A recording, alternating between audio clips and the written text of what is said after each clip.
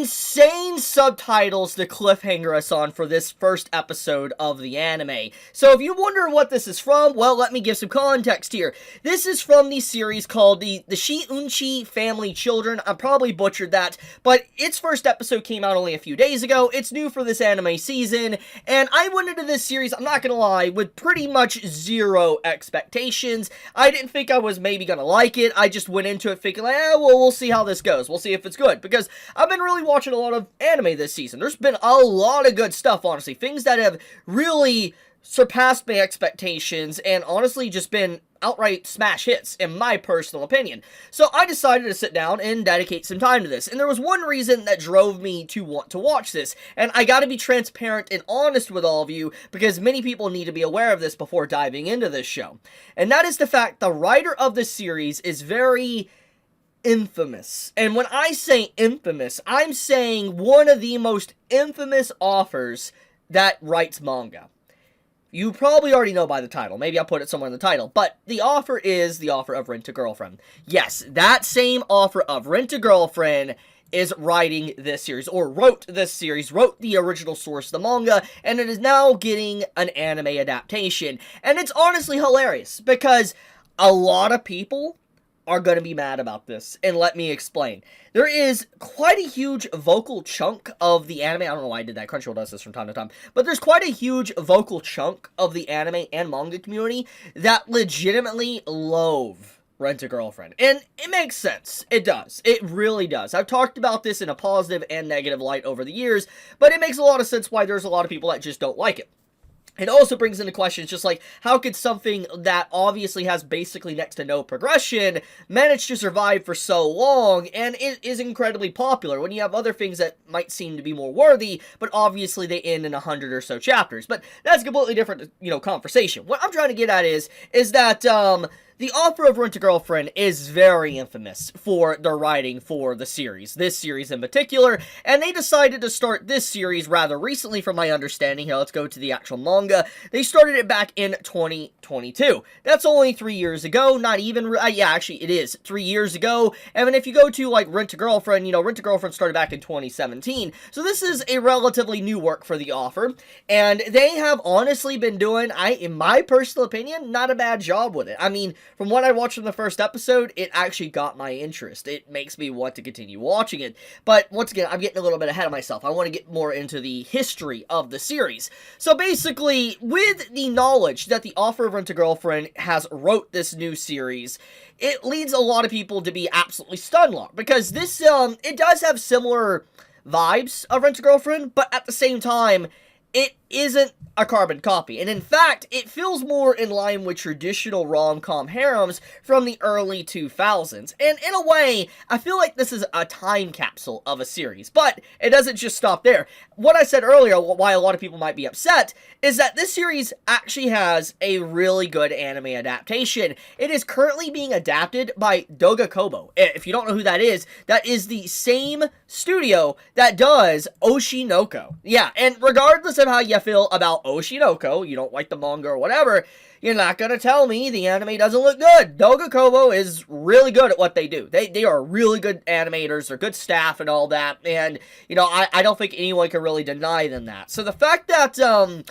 we have the actual new series, the second series from the Rent-a-Girlfriend author, getting a fantastic anime adaptation is honestly comedy. It's peak comedy, because you have so many people, myself included, that are out there right now a little bit upset that, like, something like, let's say, No Game No Life will never probably see the light of day for a season 2, but for some reason, we have Rent-a-Girlfriend not just getting, like, 4 seasons that are really excellent and highly animated and follow the source material, but we also get another series from the same author that gets Doga Koba, and it's also another fantastic anime adaptation. This man has so much success, I cannot help but just be in awe. It honestly reminds me a lot of Hiro Mashima. I've had this conversation in the past, and I guess it is relevant to this topic, but Hiro Mashima, the author of, Fairy Tail, I've not really tried to deny my feelings to Fairy Tail. I've never tried to sugarcoat it, hide it, or whatever, but over the years, the last 4 or 5 years, my my emotions towards Fairy Tail or Hiro Mashima has been tempered quite a bit, to where I more or less look at him as a product of success. He knows what his audience wants, and he's someone that has actually had back-to-back successful anime and manga, and that is not something many people really can do. Usually a lot of people are one-hit wonders, and that's about it, but to get like 3 to 4 successful series back-to-back, that is insane. And so what I'm trying to make a big point here is there is a reason why Rent-A-Girlfriend is so popular. It does feed into the audience that actually likes it, and regardless of how many people want to be vocal about it and hate it, it's very clear the author knows how to write, to a degree, to at least keep audience interest in conversation. Hell, even negative conversation around it keeps it in the public eye, and people continue to talk about it. So in this case, the author knows what they're doing. So to see a second home run, I can't help but respect him. I can't help but respect this author for being able to accomplish something like that, because it's a rarity. It is. It really is a rarity, and just all respect due to this individual. Now, with that being said, we do need to talk about the episode. I've sandbagged long enough. Let's get into what this is, what the Shiunji Family Children is, or Shiunji. Hopefully I pronounced that right. Let's get into what it is. So, obviously, it's very clear just by the title, and if you look at the cover, I think it's very apparent this is a romance slice-of-life series of some kind, with some comedy mixed in, and if anyone has browsered, let's say, an anime for a bit, you can instantly kind of key in that this is probably going to be a harem of some kind, rom-com. And to be fair, it follows the DNA of Rent-A-Girlfriend. I mean, Rent-A-Girlfriend is a rom-com, technically, so the fact that the author did another rom-com is not necessarily surprising. However, what is surprising about the actual story is that it's pretty good. I mean, it's very generic. I'm not going to act like it ain't. For instance, the entire first episode feels like a carbon copy of many harem rom-com anime I've seen 10 to 15 years ago. But I've always said this on the channel. I've always said this when reviewing series. Just because it's generic doesn't mean it's bad. It doesn't automatically mean it's garbage.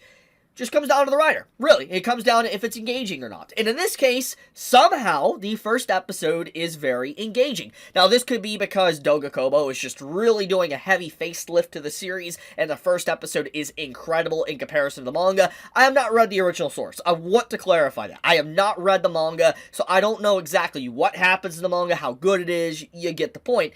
What I'm trying to say is like, I don't know if it's necessarily the writing was just so good, or even if it's generic, it was so good, it was able to kind of shine through, or it's the animators and the staff that's working on the show just really doing the heavy lifting and making it actually an extremely good series. And regardless of whatever side that lands on, it doesn't change the fact. I actually left the first episode of Shiunji's Family Children with a very positive attitude. And the fact that the final subtitles, which I showed at the beginning of the video, was just so insane, I was just like, you know what, I gotta talk about this. I gotta talk about this series.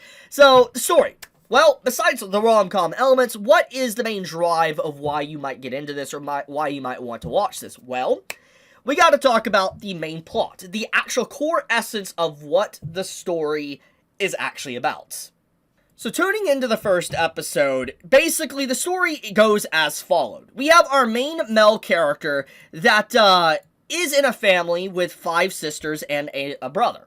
And it's a family of 7 siblings, pretty much. And you come to find out that these siblings are with their own antics, their own comedy and stuff, and there's a lot of conversation about forbidden relationships, so to speak. I think if you're a fan of Wincest, so to speak, you're probably going to be having a little bit of an interest into this show. I mean, the subtitles I showed at the beginning of the video, I think is enough to kind of get context of what I'm getting at.